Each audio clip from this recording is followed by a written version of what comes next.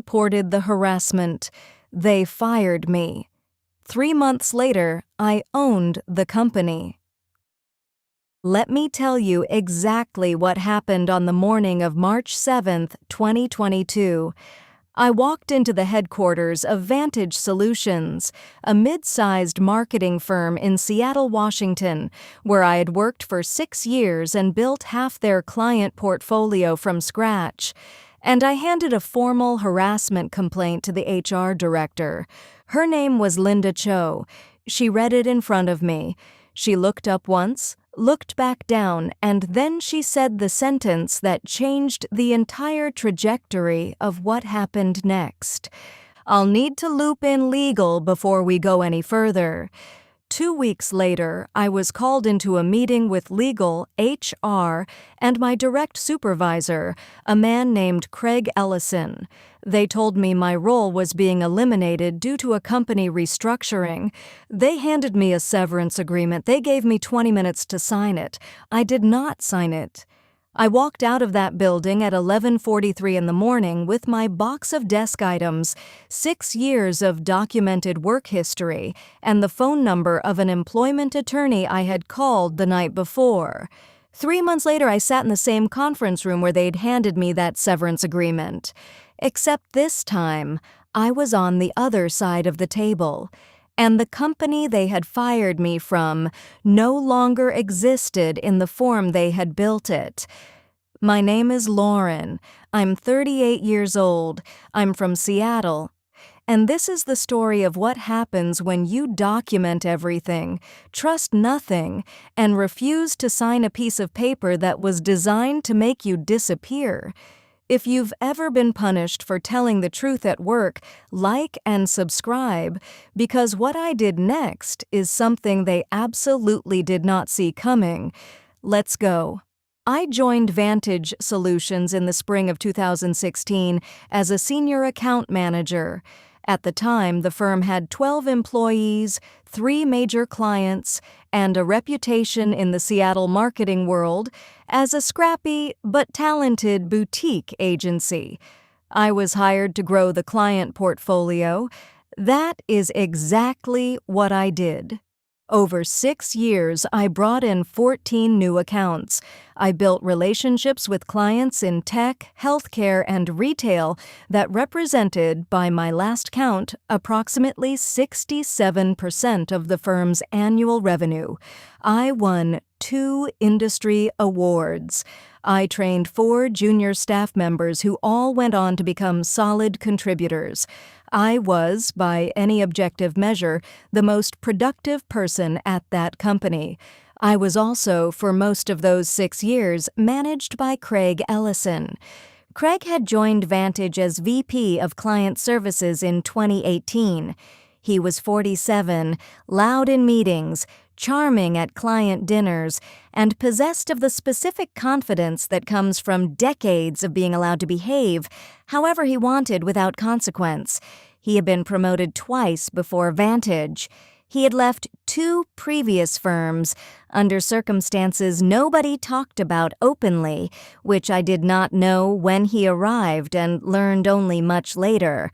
I want to be precise about what Craig did, because precision matters in these situations, and vagueness is how people like Craig survive for as long as they do. He made comments about my appearance in professional settings, not compliments, observations, delivered in front of colleagues in a tone that was designed to make me feel observed rather than respected.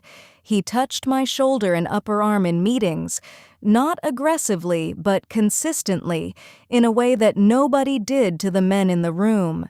He sent messages after hours that started professionally and ended personally. He suggested twice that the best way to advance at Vantage was to make sure senior leadership felt personally invested in you. I documented every incident, dates, times, exact wording, who was present.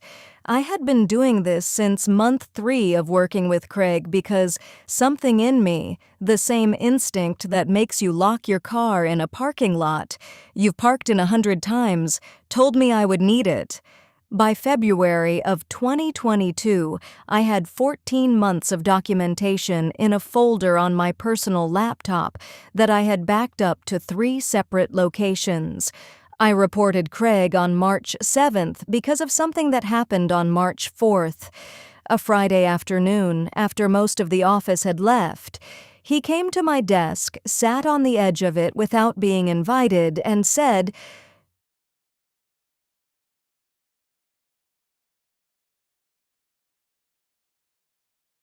quoting directly from the notes I wrote that evening, "You know, Lauren, the problem with you is that you're so good at your job that people forget to take care of you. I'd like to change that." That sentence was the one that made me pick up the phone and call an employment attorney. What happened after I filed that complaint? That's where this story starts. Let me tell you what restructuring looks like up close. It looks like a meeting scheduled with 12 hours notice on a Tuesday morning. It looks like 3 people sitting across from you with identical expressions of practiced neutrality. It looks like a document that has clearly been prepared before anyone in that room has spoken a single word to you about your future at the company.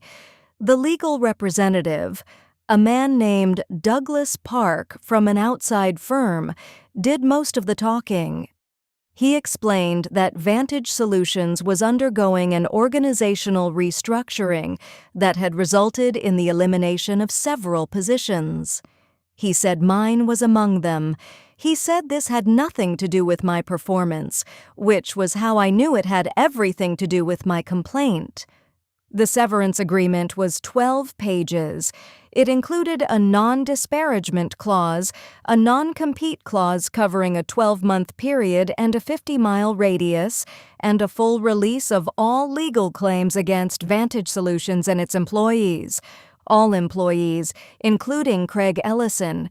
Douglas Park slid the agreement across the table and told me I had 20 minutes to review and sign. I looked at it for exactly 30 seconds. Then I looked at Linda Cho, who was studying the table. Then I looked at Craig's chair, which was conspicuously empty. He had not been included in this meeting, which told me he had been informed of the outcome in advance. Then I pushed the agreement back across the table and said, "I'll need to have my attorney review this." The silence in that room lasted about 4 seconds.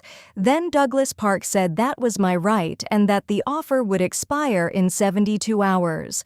I picked up my bag, walked to my desk, packed my box, and left. In the elevator on the way down, I called my attorney. Her name was Rebecca Torres. She had been in employment law for 18 years and had the specific energy of someone who had heard every version of this story and was not surprised by any of them. "Don't sign anything," she said before I had finished explaining. "I didn't," I said. "Good. Come in tomorrow morning. Bring everything." I went home that afternoon and I sat on my couch with Franklin, my golden retriever, and I let myself feel the full weight of what had just happened. 6 years, 14 accounts, 2 industry awards, gone in a Tuesday morning meeting that lasted 11 minutes. Then I opened my laptop and I started making a list. Stay with me, because the list I made that afternoon, that's what dismantled everything they thought they'd protected. Rebecca reviewed my documentation over 2 days and came back to me with an assessment that I will never forget. "This," she said, placing my folder on her desk, "is one of the most thorough records I've seen from a non-attorney.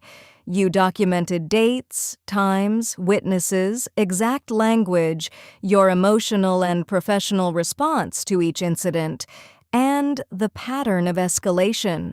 This is not a he said, she said situation. This is a paper trail." We filed a formal complaint with the Washington State Human Rights Commission on March 22nd, 15 days after my termination. The complaint named Craig Ellison for the Harassment and Vantage Solutions for retaliatory termination. Both claims were well documented. Both claims were serious. But here's what I want to tell you about the legal process, because the movies make it look faster and cleaner than it is. It is slow. It is expensive. It is emotionally exhausting in a way that compounds every day. Rebecca was excellent and I trusted her completely, but she was also honest with me about timelines. This would take months, possibly over a year, before we saw any resolution. I could not wait that long, not financially, not emotionally, not strategically, so I did something else in parallel. I called my clients. Not all of them. The 14 accounts I had brought to Vantage over 6 years were not all equally portable. Some were locked into multi-year contracts. Some had relationships with other team members. Some were in industries where switching costs were high. I knew this because I had built those relationships and understood their structure better than anyone at Vantage did. But 5 of them, 5 of my largest, most loyal accounts, were relationships that existed because of me, not because of Vantage's brand or infrastructure or pricing, because of me, specifically, because of the trust I had built over years of showing up, delivering, and treating their business like it mattered. I reached out to each of them personally, not to pitch anything. I didn't have anything to pitch yet, just to tell them I had left Vantage and to ask if we could have a conversation. Every single one of them said yes within 24 hours. Those 5 clients represented approximately $2.3 million in annual revenue for Vantage Solutions. To put that in context, Vantage's total annual revenue at the time was approximately $3.4 million. I had just made contact with the accounts that represented 67% of their business. I want to be clear, I did not solicit these clients while I was employed at Vantage, and I did not violate any agreements I had signed. Rebecca reviewed every communication before I sent it.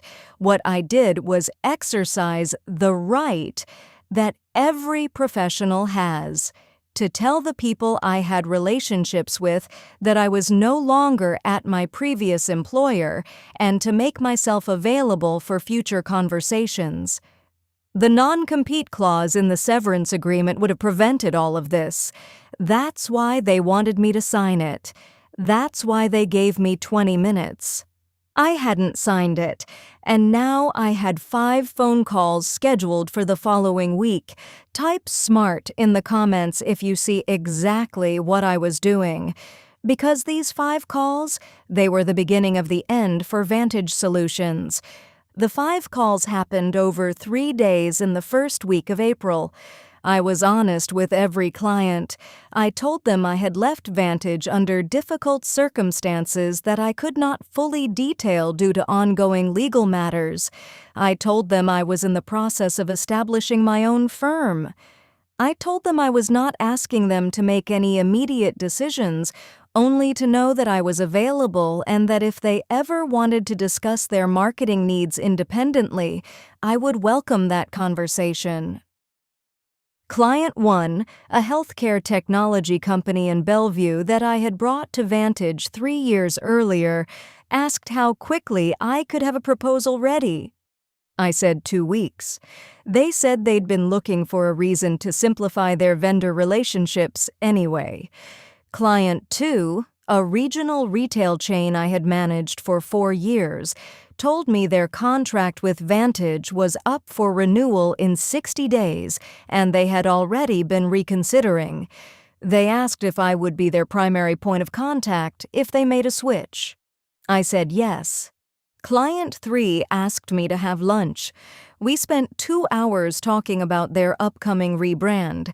By the end of lunch, they had not signed anything, but they had told me explicitly that their loyalty was to me, not to Vantage, and that they would follow wherever I landed. Clients 4 and 5 were similar conversations with similar outcomes. In parallel, I had been working with a business attorney on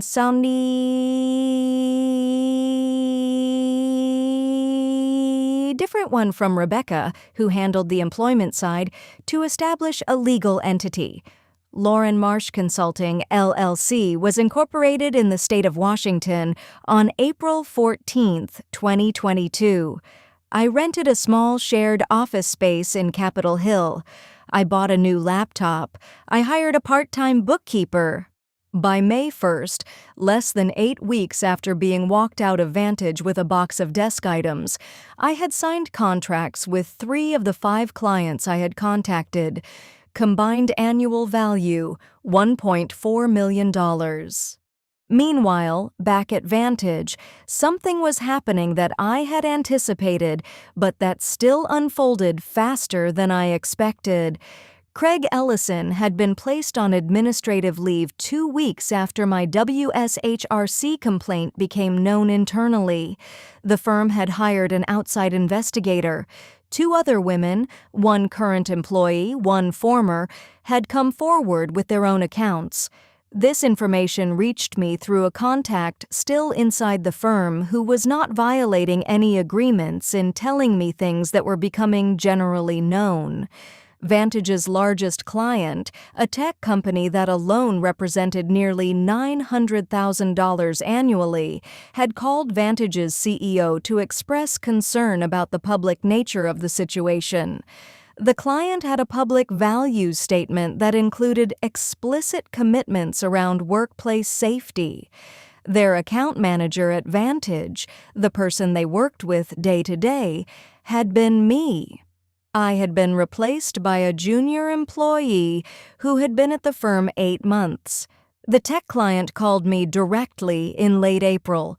Their procurement director said they had heard I had left Vantage.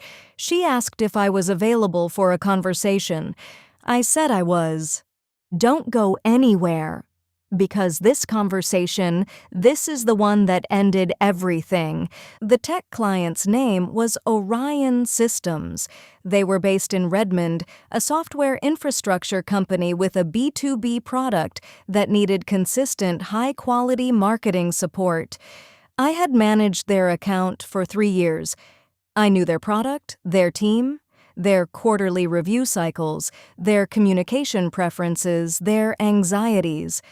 The procurement director's name was Janet. She was direct and efficient and did not waste words. "We're not comfortable with the current situation at Vantage," she said. "We need to make a change. Are you in a position to take us on?" I told her I was. I told her I could have a full transition proposal within 5 business days. She said that worked. Orion Systems signed with Lauren Marsh Consulting on May 19th. Their contract represented $890,000 in annual revenue. Combined with my 3 existing clients, I was now managing approximately $2.3 million in annual contracted work, the same number that had represented 67% of Vantage's revenue. Except now, it was 100% of mine. Vantage Solutions lost Orion Systems, their largest client, on May 19th. They lost 2 of their other top accounts within the following 3 weeks as word traveled through the industry that the firm was in turmoil.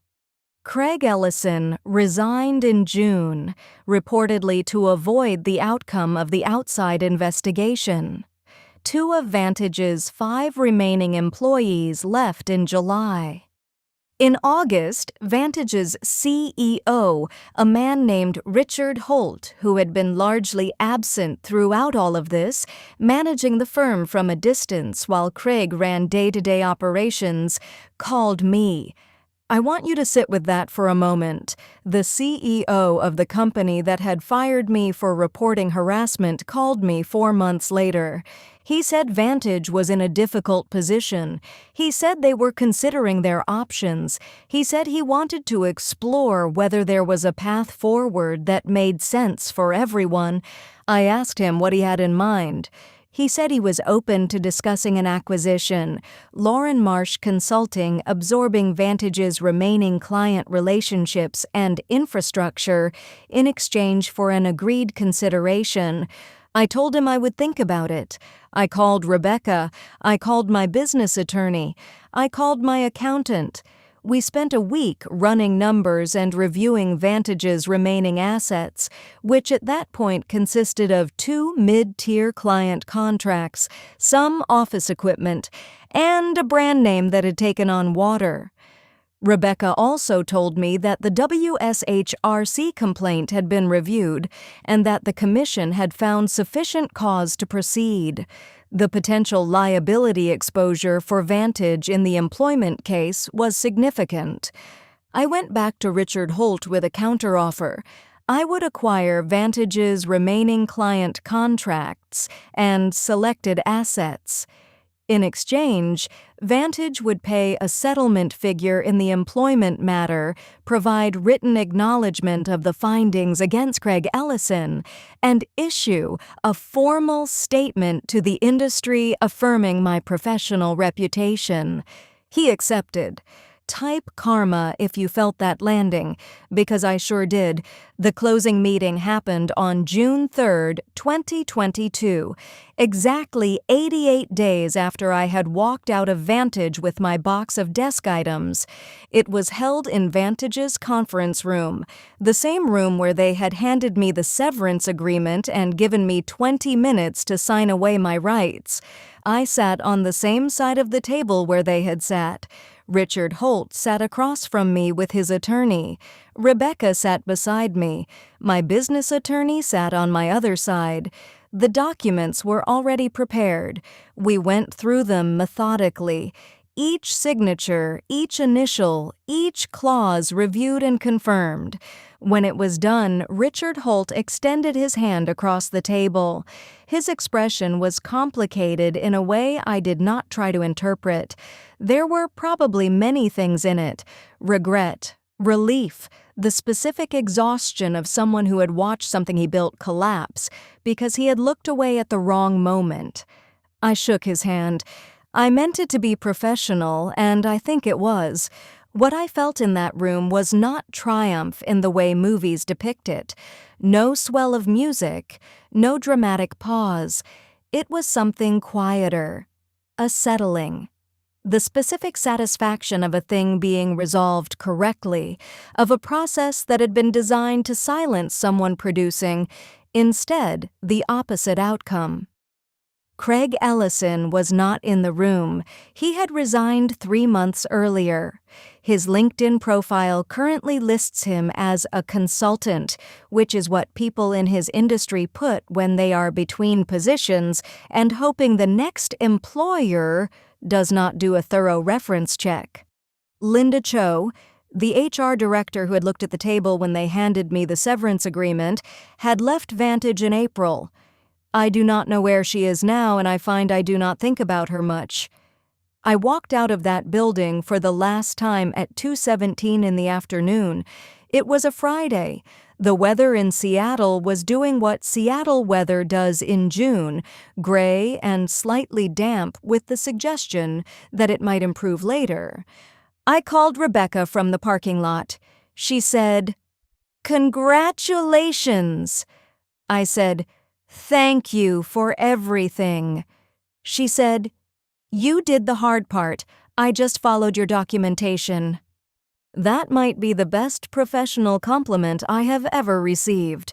Before I get to where things stand now, I want to talk about something the feel-good version of this story tends to skip over. This process was hard. It was financially stressful in ways that kept me awake at 3 in the morning calculating runway. It was emotionally exhausting in a way that compounded over months. There were weeks where I questioned every decision, wondered whether I should have just signed the agreement and moved on, told myself the fight wasn't worth the cost. I am telling you this because I think the version where someone stands up to workplace harassment and wins cleanly and quickly does a disservice to the people who are in the middle of their own version of this story. The middle is hard. The middle is where most people give up. I almost gave up twice. What kept me going was the documentation.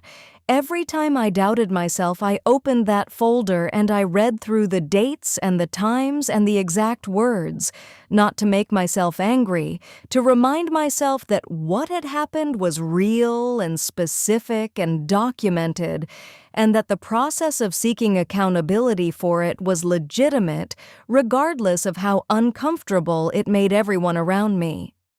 Document everything.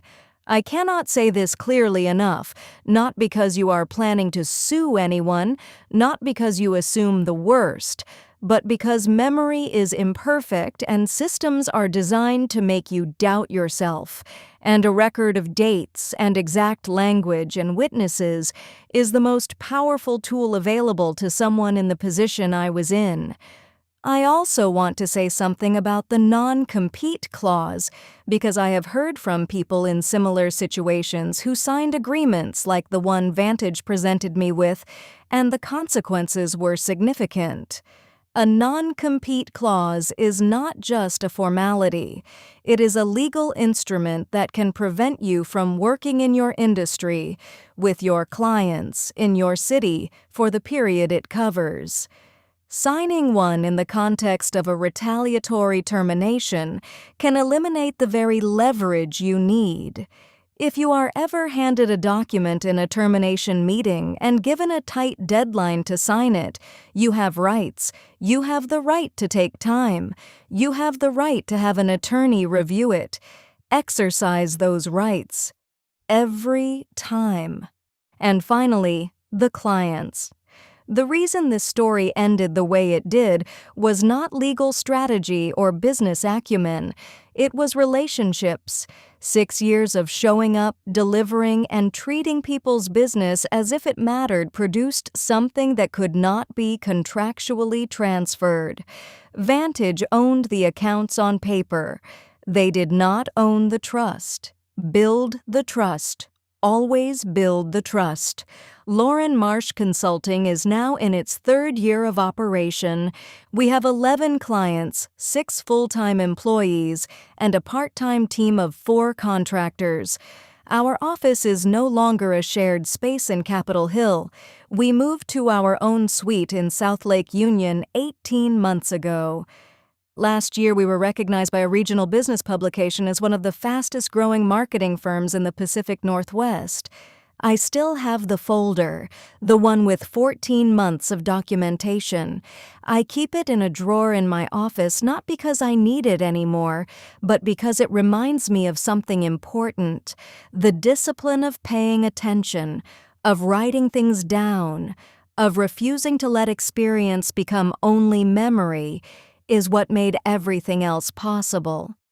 Franklin, the golden retriever, is now 4 years old and has strong opinions about office hours. He does not approve of late nights and makes this known clearly at 6 p.m. by placing his head on my keyboard.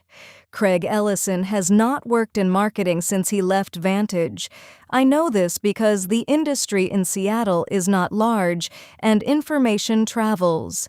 I do not spend time thinking about him. He occupies exactly the amount of my attention that he deserves, which is none. If you are watching this and you are somewhere in the middle of your own version of this story, dealing with a workplace situation that feels wrong, wondering whether speaking up is worth what it will cost you, calculating whether the fight is worth the price, I want you to hear this clearly. You cannot control what they do when you tell the truth. You cannot control whether the system moves quickly or slowly, whether the right people listen, whether the outcome arrives in the form you hoped for. What you can control is the record. What you can control is whether you sign documents designed to make you disappear. What you can control is whether you protect the relationships you have built, the work you have done, the trust you have earned. They fired me for telling the truth. 3 months later, I owned what they had built. That is not a coincidence. That is what happens when you refuse to be managed into silence. If this story resonated with you, if it made you think about your own workplace, your own documentation, your own decision about what to sign, Leave me a comment, tell me where you are in your story, and subscribe for new stories every week. I'll see you next time. All stories on this channel are fictional narratives created for entertainment and educational purposes. Any resemblance to real persons, companies, or events is coincidental. This content is intended to explore themes of workplace justice, personal resilience, and the importance of knowing your rights.